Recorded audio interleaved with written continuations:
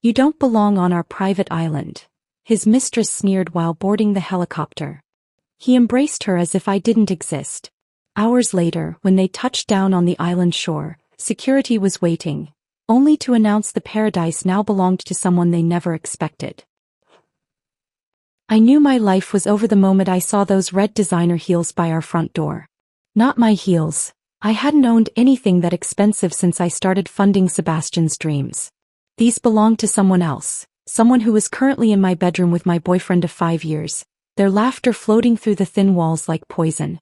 I sat in my rusted Honda outside our apartment building for 3 hours that morning, watching, waiting, my hands gripping the steering wheel until my knuckles went white.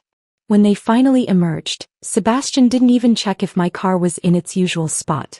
He was too busy adjusting Ella's dress strap, the same gesture he used to do for me before his investment meetings became more important than our relationship. Before we dive deeper into my story, if you believe women deserve recognition for the sacrifices they make, please consider subscribing. It helps others find these important stories. Now let me tell you what happened next. The strange thing about seeing your world collapse is how quiet it can be. No dramatic music, no thunder in the distance. Just me, sitting in a car that needed new brakes I couldn't afford, watching the man I'd sacrificed everything for treat another woman the way he'd once treated me. Ella wore a cream-colored dress that probably cost more than I made in a month at Marina's diner. Her hair fell in those perfect waves that only money can buy, and when she laughed at something Sebastian whispered, I recognized the confidence of a woman who'd never had to count change for gas money. After they drove away in Sebastian's BMW, the one I'd co-signed for last year, I finally went inside. Our apartment felt different, violated. The bed was made but not the way I made it. The pillows were wrong. There was a wine glass in the sink with lipstick marks that weren't mine. I stood in the doorway of our bedroom for 20 minutes, unable to enter, unable to leave. This was supposed to be our sanctuary, the place where we planned our future while eating takeout on mismatched plates. Now it was just another space where I didn't belong. That evening I returned to Marina's diner for my shift, 3 hours late and still in shock. Marina took one look at my face and didn't ask questions. She'd owned this place for 30 years and had seen enough heartbreak to recognize it from across the room. The diner sat right on the waterfront, a greasy little sanctuary that served fishermen at dawn and tourists at noon. I'd been working there for 3 years, my hands growing raw from the constant exposure to hot water and harsh chemicals, my feet aching in shoes I'd worn so long the soles had molded to the shape of my exhaustion. Between orders, my phone buzzed with texts from Sebastian. Not apologies or explanations, just his usual requests. Investment dinner tonight, need $500 transferred. As if nothing had happened. As if I hadn't seen what I'd seen. I responded the way I always did, transferring money I didn't have from a credit card that was nearly maxed out. My hands moved automatically, muscle memory taking over while my mind tried to process the betrayal. The anniversary I'd been planning for had been 2 days away. 5 years together, and I'd secretly bought ingredients to make his favorite meal, the one his mother used to make before she passed.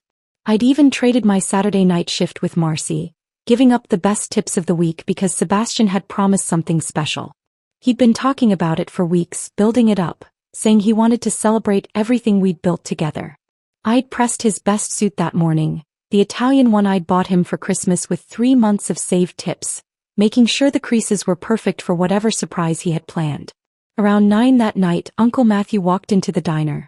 I hadn't seen him in 7 years, not since I'd chosen Sebastian over my family's warnings. Matthew Caldwell was my mother's older brother, a man who'd built his fortune in maritime shipping and never let anyone forget it. He moved through the world like he owned it, which in some ways he did. His presence in Marina's diner was as out of place as a diamond in a coal mine. "Aurora," he said, taking a seat at the counter. His gray eyes studied my face, taking in the exhaustion I'd worn for so long it had become part of my features. "You look tired." I poured him coffee with shaking hands, trying to summon the pride that had kept me away from family money all these years. "Just a long shift. What brings you here?" I heard Sebastian's been making waves at the country club, talking about big deals, private islands, luxury developments. Matthew's voice was neutral, but his eyes were sharp. Interesting, considering his girlfriend is working herself to death in a diner. The words stung because they were true. I'd been funding Sebastian's entire facade, from his membership fees to his business lunches, while I ate leftover soup from the kitchen and mended my uniform with dental floss because I couldn't afford proper thread.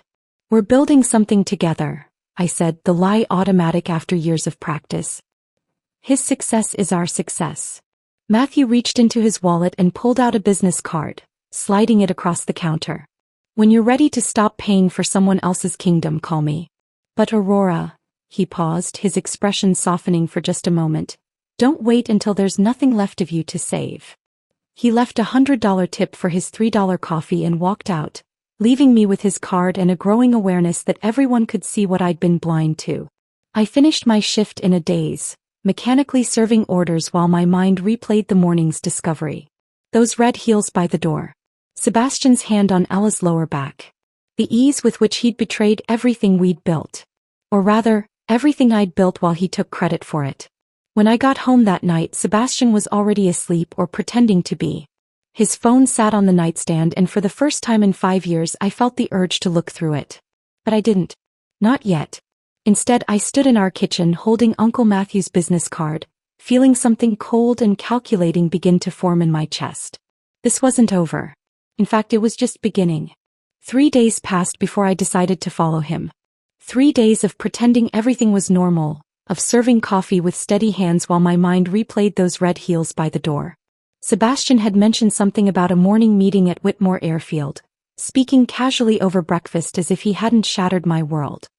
He adjusted his cufflinks, the gold ones I'd saved 6 months to buy, and kissed my forehead with the practiced affection of a man who'd forgotten what real love felt like. Whitmore Airfield sat 40 minutes outside the city, a private facility where corporate executives and wealthy families kept their toys. I'd called in sick to Marina, my voice genuinely hoarse from crying in my car the night before. The drive there felt longer than it was, each mile adding weight to what I was about to do. I parked behind a maintenance building and walked toward the hangars, my body moving on autopilot while my mind screamed at me to turn back. That's when I saw them. Sebastian stood beside a gleaming helicopter, his hand on the small of Ella's back as he helped her navigate the steps in her impractical heels.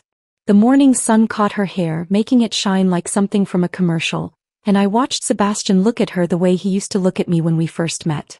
But it was what he said to the pilot that changed everything. "Beautiful morning to show my fiancé the island," Sebastian announced, his voice carrying across the tarmac.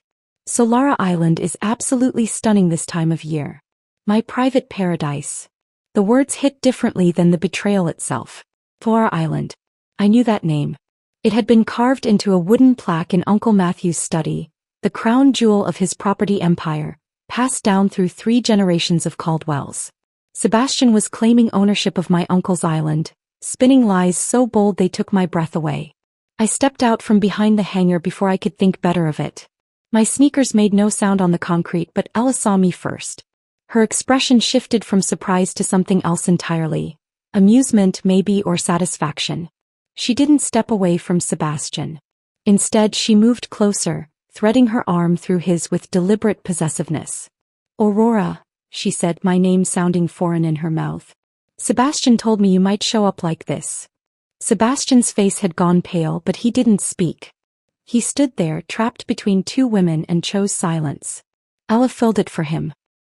"He said you were having trouble accepting the breakup," she continued, her voice dripping with false sympathy. "That you keep showing up at his events, following him around. He called you his charity case, actually. Said he felt bad about leaving someone so." She paused, looking at my worn jeans and faded jacket, desperate. "But we can't keep enabling this behavior, can we?" The cruelty was calculated, each word chosen for maximum damage. But what hurt more was Sebastian's response. Nothing. He stood there, letting her paint me as some pathetic stalker, neither defending me nor acknowledging 5 years of my life spent building his success.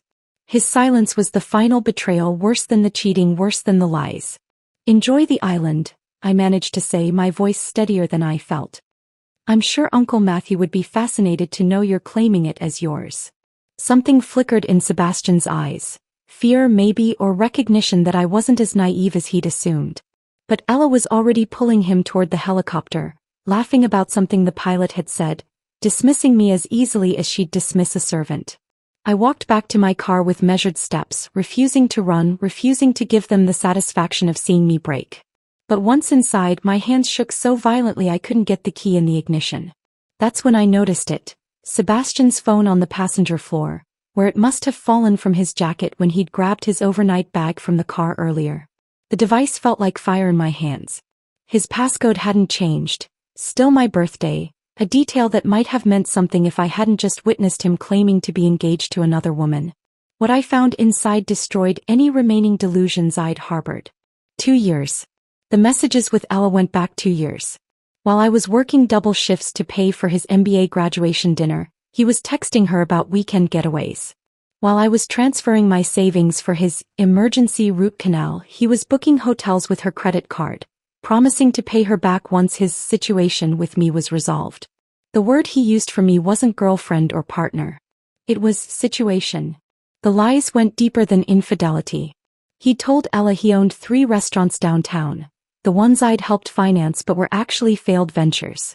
He claimed to have inherited commercial real estate from his grandfather, properties I recognized as belonging to Matthew's portfolio. Every achievement I'd sacrificed for had been inflated into fantasy, a fictional empire built on my very real labor. One message thread made me pull over to vomit on the side of the highway. Once the Solara Island deal closes, he'd written 3 weeks ago, I'll have enough to leave Aurora properly. She deserves something for all her help. Maybe I'll pay off her car. My car. The one I'd bought used and still owed $4,000 on. That was his grand gesture for 5 years of funding his entire life, paying off my decade-old Honda. I sat in Marina's parking lot that night after my shift, Sebastian's phone like evidence of a crime in my passenger seat. The normal choice would be confrontation, throwing his phone at him, demanding answers, making a scene worthy of our destroyed relationship. But normal had gotten me here, broke and betrayed, while he flew to private islands with his real fiancée. The business card in my wallet seemed to pulse with possibility. Uncle Matthew had warned me about men who built kingdoms on borrowed foundations. What he hadn't said was that sometimes those kingdoms needed to be demolished, brick by brick, until nothing remained but truth. I started my car and drove home to pack a bag, not for leaving but for war.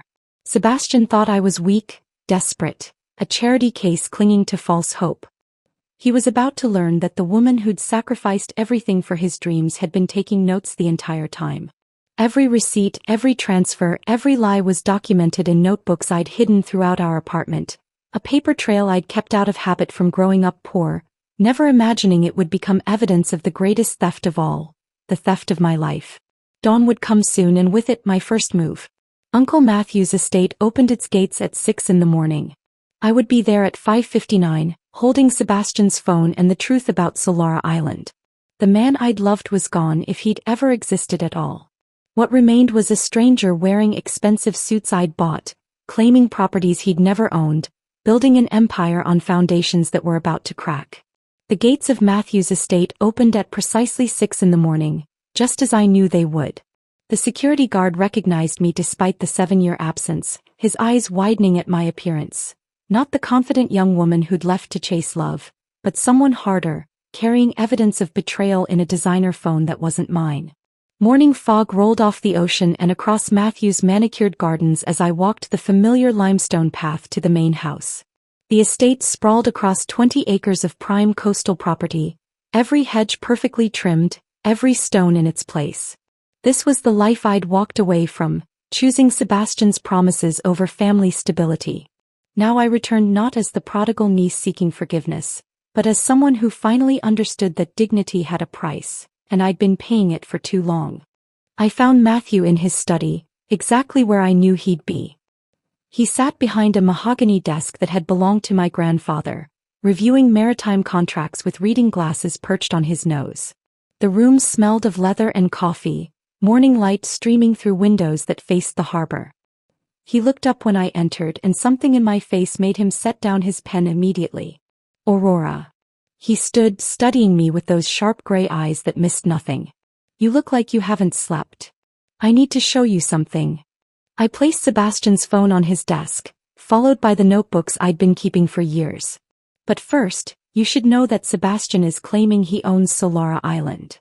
The change in Matthew's expression was subtle but devastating. His jaw tightened almost imperceptibly, his fingers stilling on the desk surface. Solara Island had been in the Caldwell family for 3 generations, purchased by my great-grandfather as a wedding gift for his bride. It was more than property, it was legacy. I opened Sebastian's phone and showed Matthew the messages, watching his face darken with each revelation. The fictitious business deals, the borrowed reputation, the casual way Sebastian had appropriated the Caldwell name for his own advancement. When I reached the messages about Solara Island, about Sebastian's plans to show off his private paradise, to Ella, Matthew's controlled fury was palpable. "How long has this been going on?" His voice remained level, but I knew that tone. It was the same one he'd used before destroying business competitors who'd crossed ethical lines. 2 years that I can prove. Maybe longer. Matthew picked up his phone and made a single call. "Harrison, I need you at the estate immediately. Bring your team." He hung up without waiting for confirmation. Harrison Pike was Matthew's private investigator, a former prosecutor who'd transitioned to corporate intelligence. If Sebastian had secrets beyond what I'd found, Harrison would uncover them. Within an hour, the study had transformed into a war room. Harrison arrived with 2 associates and laptops that began dissecting Sebastian's digital footprint with surgical precision. What they found exceeded even my worst assumptions. Sebastian had been using my social security number to secure loans, claiming partnership with Caldwell Enterprises on applications, forging signatures with practiced ease. 3 years of systematic fraud laid out in spreadsheets and documentation that made my stomach turn.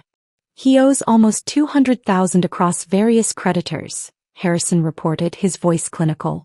"All secured using either Aurora's credit or implied association with the Caldwell name. There's also evidence he's been shopping around a business proposal claiming Solara Island as collateral for a development project."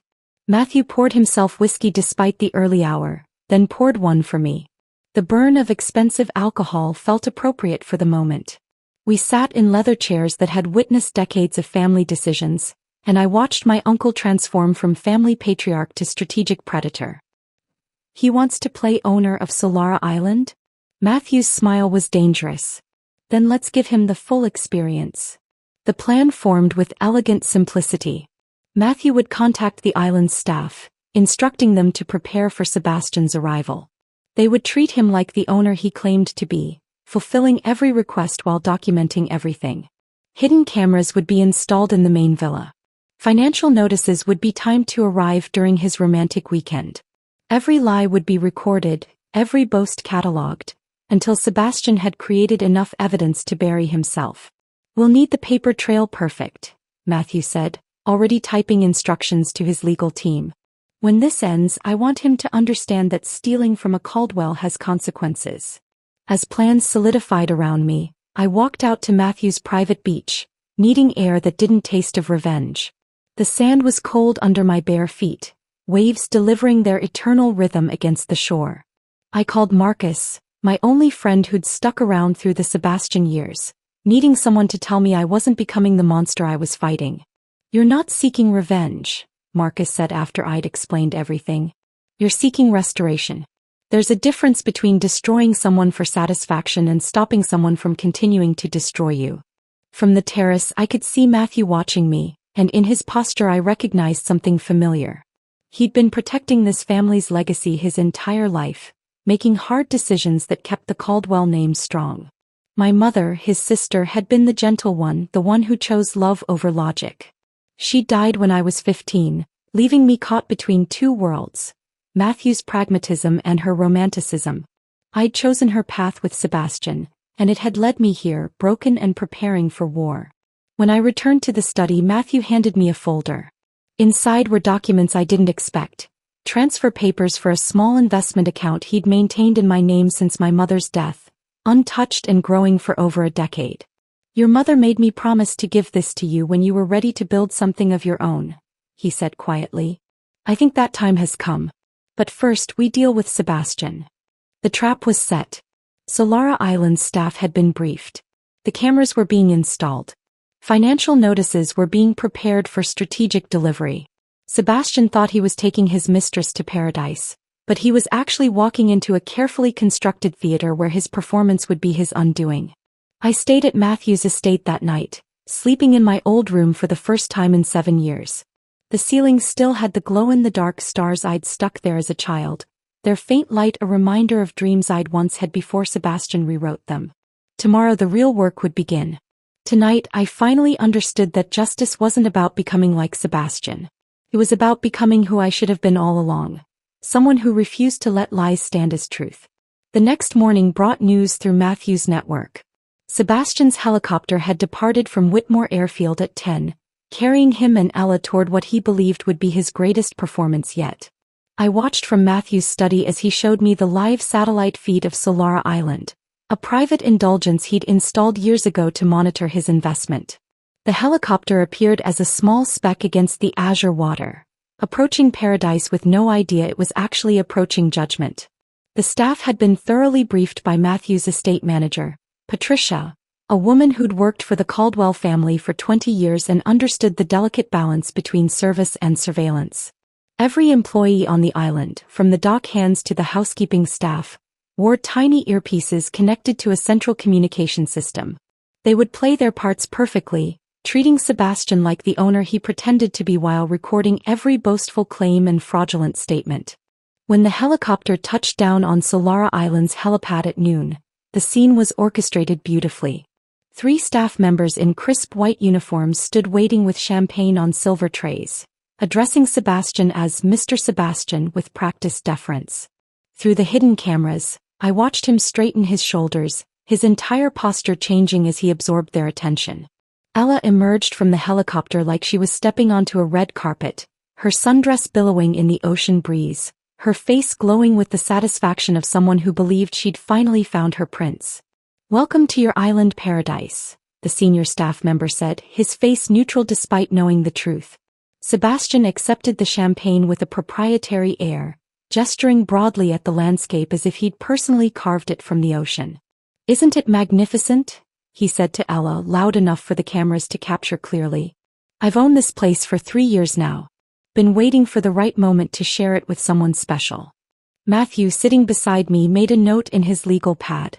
Every lie was being documented, time-stamped, and would eventually be presented as evidence.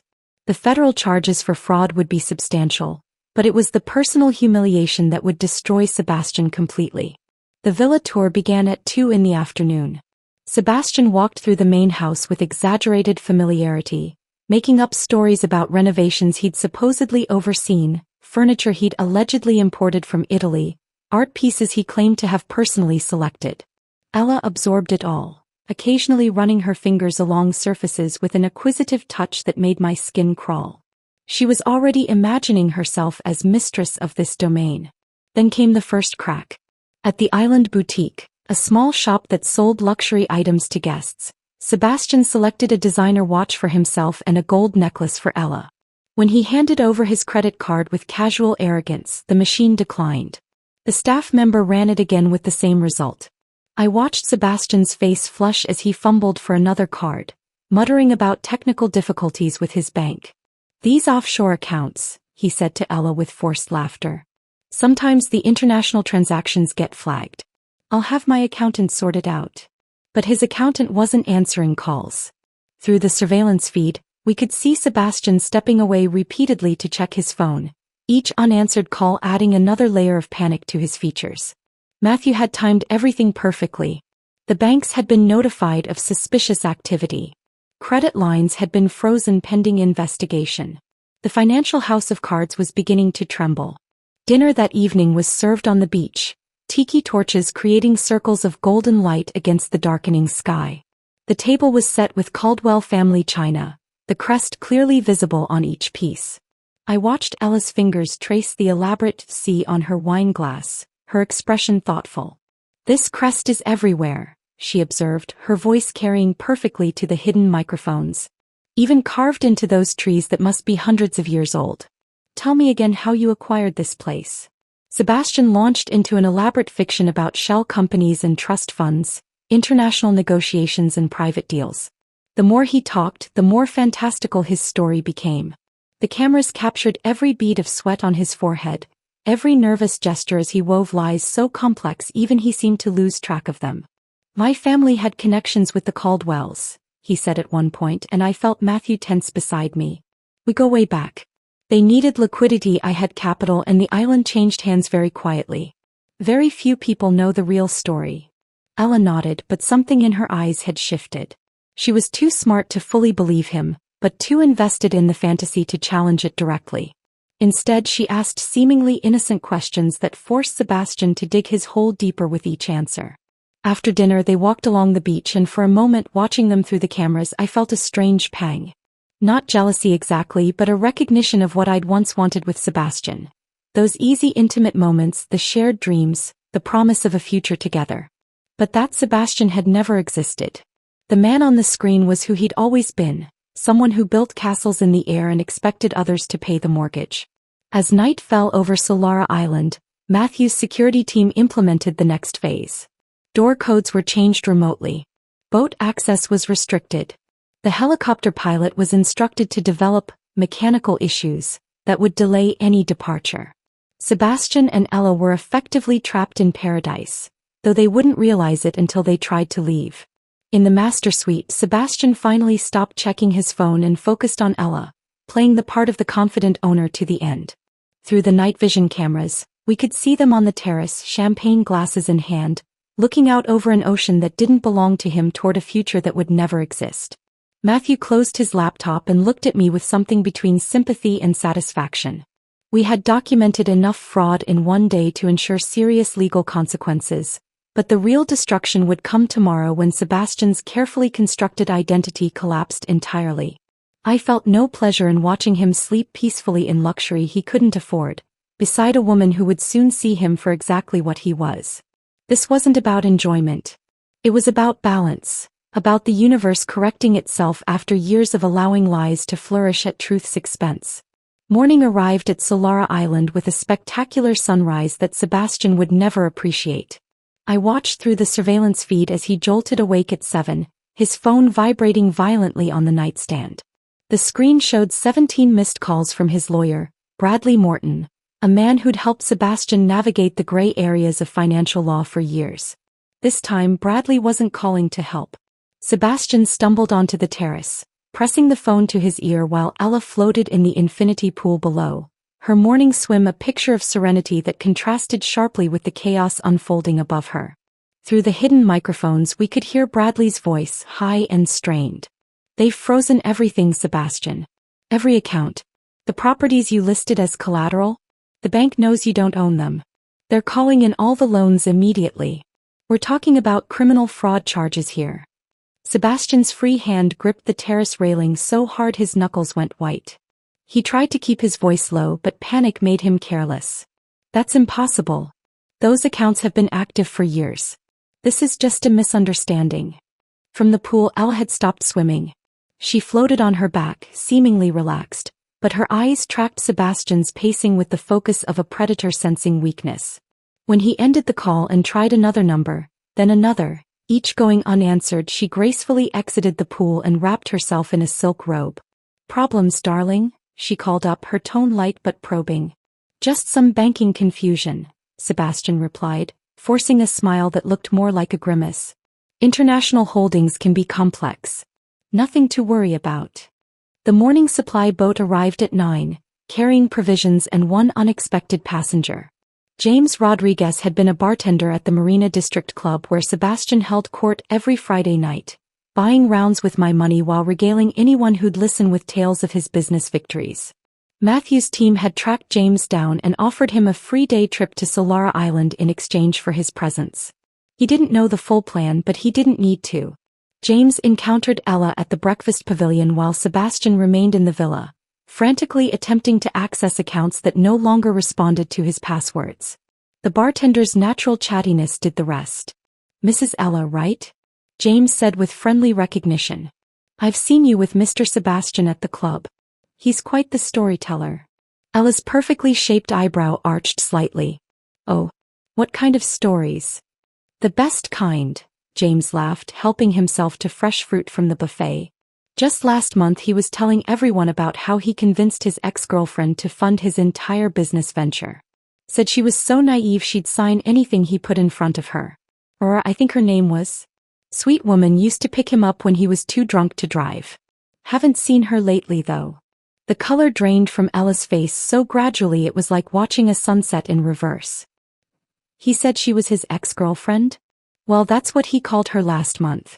Though funny thing, she was still living with him then, far as I knew. Maybe they broke up recently. James shrugged, oblivious to the damage his casual words were causing. He always said she was too clingy, too desperate. But between you and me, she seemed like the only real thing in his life. Everything else was just talk. Ella excused herself with icy politeness and walked back toward the villa with measured steps. Through the cameras, I watched her enter the living room where Sebastian was still on his phone, his shirt soaked with sweat despite the air conditioning. At exactly noon, Matthew activated the next phase. The villa's entertainment system, a massive screen that dominated the living room's western wall, flickered to life.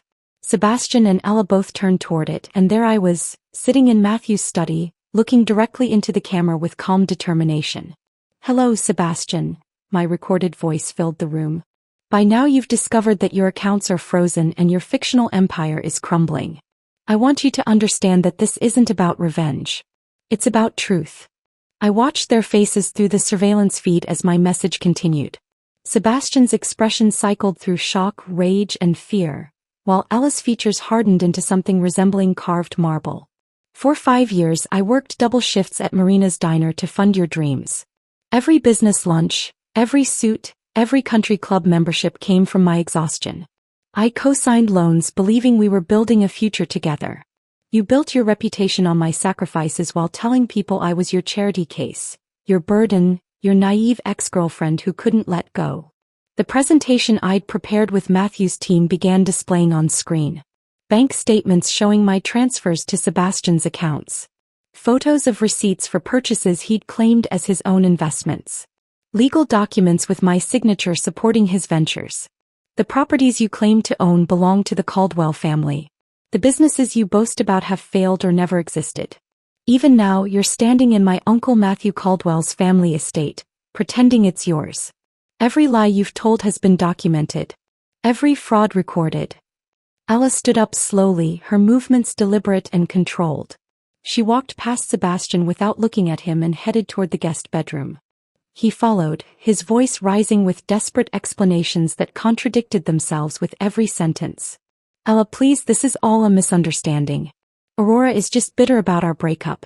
The island situation is complicated, there are partnerships involved." The guest bedroom door closed in his face with a decisive click. The sound of the lock engaging was audible even through the surveillance equipment. Sebastian pounded on the door, his carefully maintained composure finally shattering completely. "Ella, you have to listen to me. Yes, I may have exaggerated some things, but the feelings are real. We have something special." From behind the door, Ella's voice was arctic. "I'm calling my sister's yacht. Don't follow me, Sebastian. Whatever game you've been playing, I'm no longer interested in being a participant." Through the window cameras, we watched Sebastian stumble back onto the terrace, his phone dead in his hand, his designer clothes wrinkled and stained with perspiration. He sat on a lounger and put his head in his hands, finally alone with the truth of what he'd built. Nothing.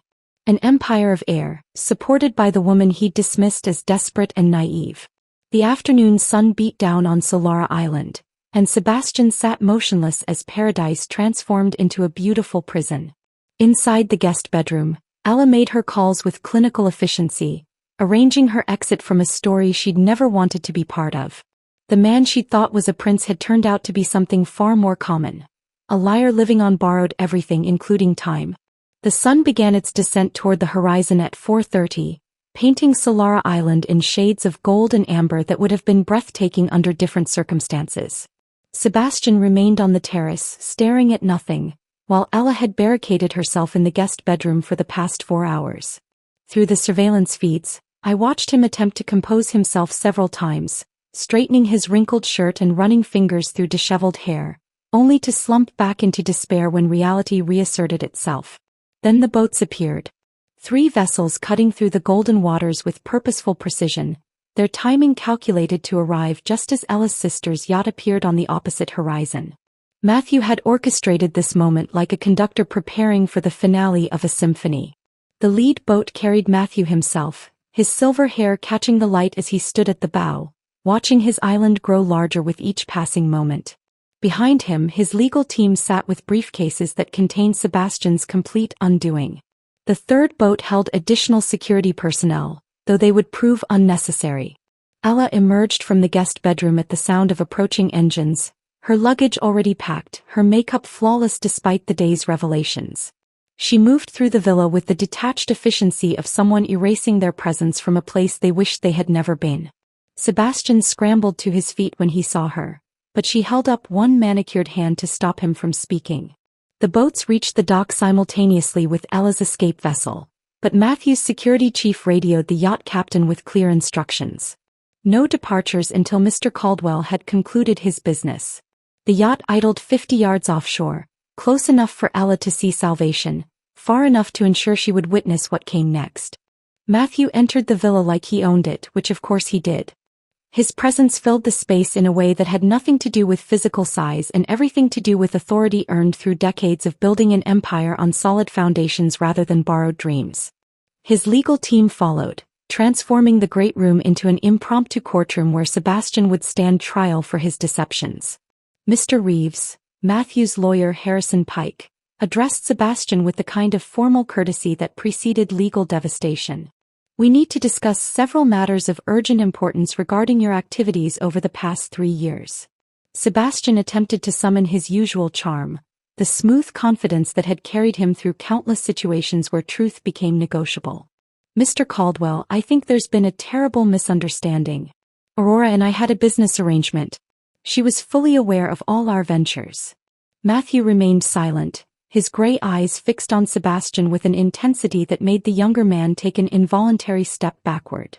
Harrison opened his briefcase and began laying documents across the coffee table with methodical precision. Each page represented another thread in the web Sebastian had woven, now being used to entangle him completely. Loan application from March, claiming partnership with Caldwell Enterprises, Harrison read aloud. Forged signature on a guarantee for a $100,000 credit line. Wire transfers from Aurora Chen's personal accounts totaling $212,000 over 36 months. Business proposals using Solara Island as collateral for development projects. Ella had positioned herself near the windows, close enough to hear everything but far enough to establish her separation from Sebastian's crimes. Her expression revealed nothing, though I noticed her fingers tightening on her designer purse with each revelation. Sebastian's composure cracked further with every document Harrison produced. His hands shook as he attempted to explain, to contextualize, to minimize. These were joint decisions. Aurora knew what she was signing. She wanted to support my success because she believed we would share it together. That was when Matthew nodded to his assistant, who connected a tablet to the villa's sound system. Sebastian's own voice filled the room, captured from the previous evening's dinner conversation with Ella. His words, spoken with wine-fueled arrogance, echoed off the walls with damning clarity. Aurora was the perfect mark, his recorded voice boasted. So desperate for love she would have signed over her organs if I'd asked. The woman worked herself to death thinking she was building our future while I was building my exit strategy. 3 years of her paying for everything while I established myself. She never even questioned where the money went. The recording continued, each word another nail in the coffin of Sebastian's fabricated identity. Ella's face had gone pale, though whether from disgust at Sebastian or recognition of her own near escape from becoming his next victim remained unclear. Sebastian lunged for the tablet, but security stepped forward, blocking his path without touching him. He stood there, trapped between his own words and the future they had destroyed, looking smaller than I had ever seen him. Matthew finally spoke, his voice carrying the weight of controlled fury. You took advantage of my niece's trust and generosity. You used my family name to commit fraud. You claimed ownership of property that has been in my family for generations. These are not misunderstandings, Mr. Reeves. These are crimes. Harrison presented 2 final documents with surgical precision. The first was a permanent injunction barring Sebastian from all Caldwell properties and any use of the Caldwell name in business dealings. The second was a civil suit that would strip him of every asset gained through fraudulent means, with criminal charges to follow pending the district attorney's review. Sebastian's legs seemed to give out. He collapsed onto the couch, his head in his hands, the image of complete defeat. That was when I stepped through the doorway, having taken the boat with Matthew but remaining out of sight until this moment. Our eyes met across the room and I saw recognition dawn on his face. Not just that I was there but that I had orchestrated everything. The surveillance, the documentation, the timing of each revelation.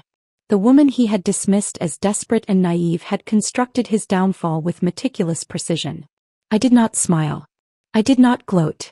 I simply stood there, my dignity intact, watching him understand that every sacrifice I had made had been catalogued, every lie he had told had been recorded, every dollar he had stolen had been traced. The silence stretched between us, filled with everything that needed to be said but never would be. Ella moved past us all without acknowledgement, her heels clicking against the marble floor with finality. She paused at the door just long enough to address Sebastian one final time. Whatever we might have had was built on lies. I suppose I should thank Aurora for revealing the truth before I wasted more than a weekend on you.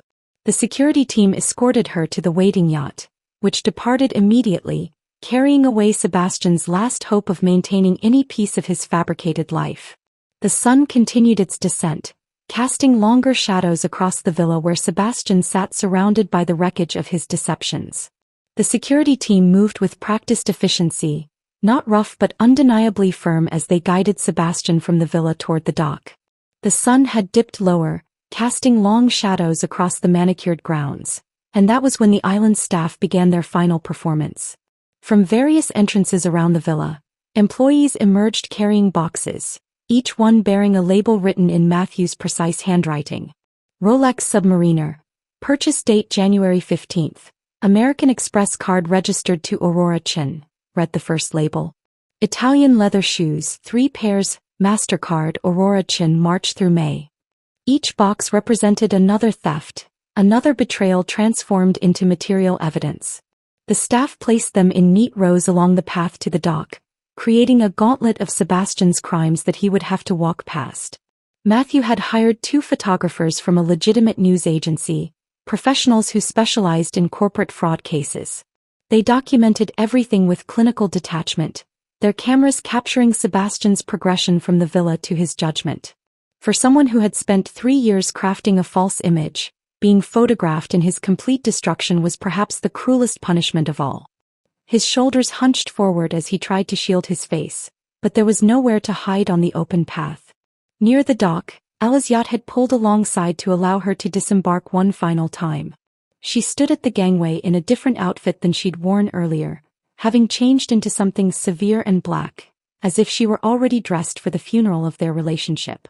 When Sebastian saw her, he straightened slightly, perhaps hoping for some final word of understanding or forgiveness. Instead, Ella's voice cut through the evening air with the precision of a surgeon's blade. You should know, Sebastian, that I started having doubts 3 weeks ago. The stories weren't adding up. The math didn't work. I hired my own investigator last Tuesday. She paused, letting this information sink in. I was planning to leave you after this weekend anyway. Aurora simply saved me the trouble of crafting my own exit. Sebastian's mouth opened and closed without sound, resembling a fish pulled from water. Ella continued, her tone conversational despite the devastating content. The jewelry you gave me, the pieces you claimed were family heirlooms? I had them appraised. Purchased 6 months ago with credit cards that weren't yours. I'm keeping them as compensation for my wasted time and the embarrassment of being associated with you. She turned to me then, and for a moment her perfectly composed mask slipped. Thank you, she said simply. Your sacrifice wasn't entirely in vain. It prevented others from making the same mistake. With that, she returned to her yacht, which pulled away from the dock with engines that purred like satisfied cats. Sebastian watched her go, and I saw the exact moment he realized that even his appeal to women had been based on lies. Without the money, the properties, the false promise of luxury, he was just another mediocre man who thought he deserved more than he had earned. I reached into my bag and pulled out a small velvet box. Sebastian's eyes widened as he recognized it. Inside was his grandmother's ring, the one truly valuable thing he had owned before he met me. He had given it to me on our 2nd anniversary, back when I still believed his lies were dreams we were building together.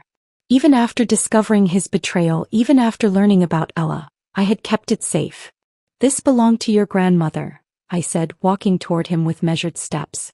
You told me she was the only person who ever really believed in you. I don't know if that was true or just another story, but either way, this should stay in your family.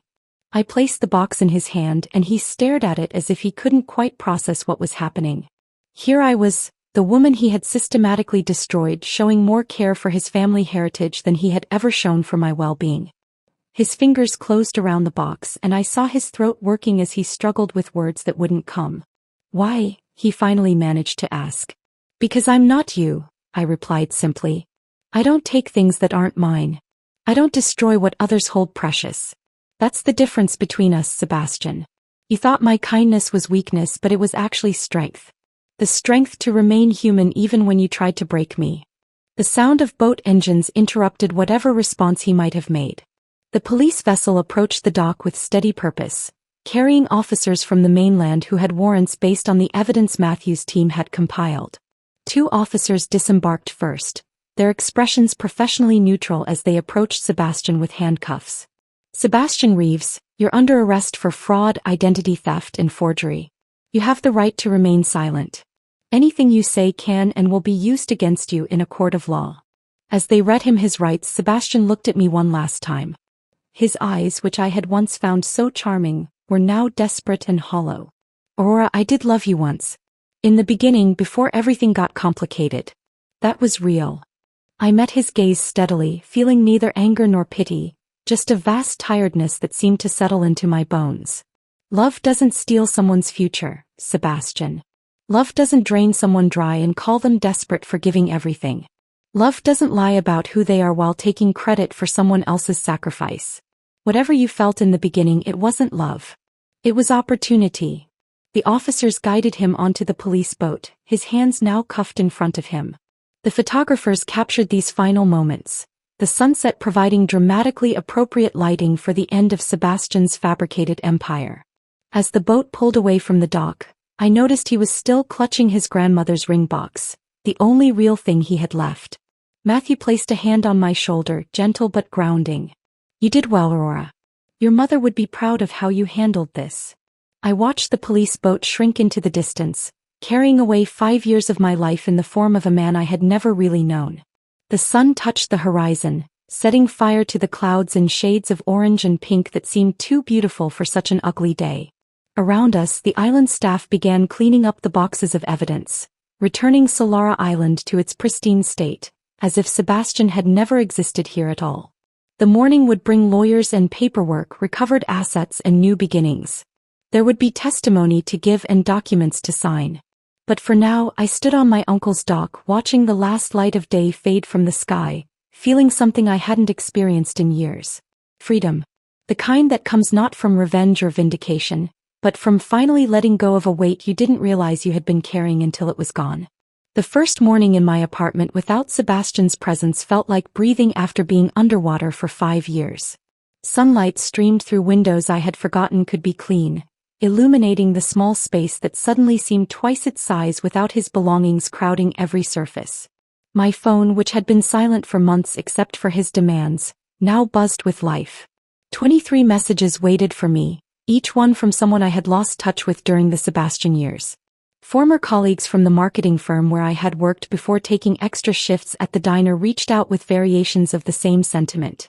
They had heard about what happened and wanted me to know that positions were available if I wanted to return. Sarah, my old supervisor, wrote simply, "We always knew you were worth more than he let you believe. Your desk is waiting if you want it." The messages continued. Friends I had cancelled plans with too many times, always because Sebastian needed something, wrote to say they understood now why I had disappeared. My college roommate, whom Sebastian had called a bad influence because she questioned his treatment of me, offered her spare room if I needed space to figure out my next steps.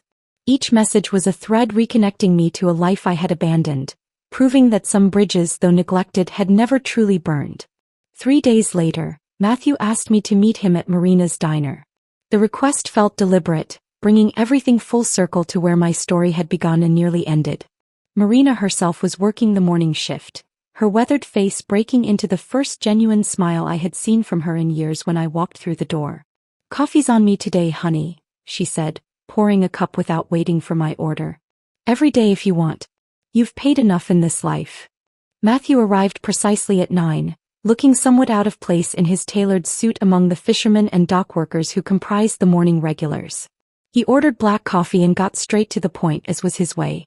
"I've been thinking about what happened," he began, his gray eyes focused on mine. "Not just to you, but how many women go through similar situations. Financial abuse is rarely recognized until the damage is complete. The victims are left not just emotionally broken but economically destroyed, with no resources to rebuild." He pulled out a folder, sliding it across the worn Formica table. Inside were incorporation documents for the Caldwell Foundation for Economic Recovery, specifically designed to help women rebuilding after financial exploitation. The mission statement was clear: provide emergency funds, legal assistance, and job training for those whose economic lives had been deliberately sabotaged by partners or family members. "I need someone to run it," Matthew continued. "Someone who understands not just the numbers but the psychology, the shame, the difficulty of asking for help when you've been conditioned to give everything away. I can't think of anyone more qualified than you." Marina, who had been pretending not to eavesdrop while wiping down the nearby counter, suddenly spoke up. "I want in. First donation right here." She pulled $500 bills from her apron pocket, money I recognized as her emergency fund kept hidden in the register. "I've watched too many women sit at that counter," she nodded toward where I had spent countless late nights, counting change while their men spent freely. "It's time someone did something about it." Her declaration opened a floodgate. The fishermen at table 3, who had silently watched my decline over the years, pledged a monthly contribution. The morning cook offered to provide free meals for women using the foundation's services. Within 10 minutes, Marina's diner had become the unofficial headquarters of something larger than any of us had imagined.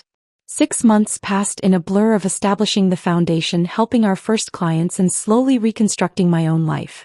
I had moved to a better apartment, one where the locks worked and the windows opened.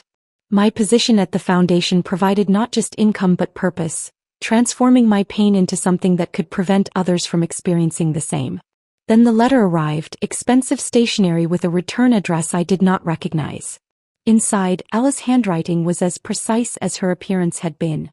"Aurora, I owe you more than gratitude, though I offer that as well. Enclosed is a check for $37,000, the amount Sebastian admitted spending on gifts for me using your funds. I've since married someone who values honesty above image, partly because your actions taught me to recognize the difference. I've also started volunteering with women's financial literacy programs. Your story, though Sebastian never meant for me to learn it, changed my perspective on strength and sacrifice. You saved me from years of deception, but more importantly, you showed me that survival can become transformation. With respect, Ella Morrison, formerly Lancaster." The check was real, though I would donate most of it to the foundation. What mattered more was the confirmation that ripples from that weekend on Solara Island continued spreading, affecting lives in ways I had never anticipated. 1 year after Sebastian's arrest, Matthew invited me back to Solara Island for a Caldwell family reunion. Standing on the helipad where I had once watched Sebastian claim ownership of something that was never his, I now watched my younger cousins build elaborate sandcastles on the beach below. They called me Aunt Aurora, having heard stories of my work with the foundation, looking at me with admiration rather than pity. The island had been transformed in my mind from a crime scene to a place of reunion. The villa where Sebastian had performed his final act now hosted family dinners where my story was told not as tragedy but as triumph. The dining room where his lies had been exposed now echoed with genuine laughter. Matthew joined me on the helipad, both of us watching the sun set over the same waters that had witnessed Sebastian's downfall. "You know," he said quietly, "revenge was never really the goal, was it?" I considered this, feeling the warm breeze that carried no ghosts, no anger, no regret. "No," I replied. "It was about truth. About refusing to let someone rewrite my story while I was still living it." The foundation had helped 43 women in its first year. I had returned to school to complete my abandoned finance degree. The apartment I had once shared with Sebastian had been replaced by a home that was entirely mine. The woman who had once served coffee with shaking hands now stood on solid ground, surrounded by family who had never truly left, just waited patiently for my return. The island stretched before us, no longer a symbol of deception but of recovery, of family, of the truth that ultimately refuses to stay buried, no matter how deep the lies. If this story of calculated revenge and ultimate redemption kept you hooked until the end, hit that like button right now. My favorite part was when Aurora returned Sebastian's grandmother's ring, showing more humanity than he ever displayed. What was your most satisfying moment? Drop it in the comments below. Don't miss more gripping stories of betrayal and triumph. Subscribe and hit that notification bell so you never miss an upload.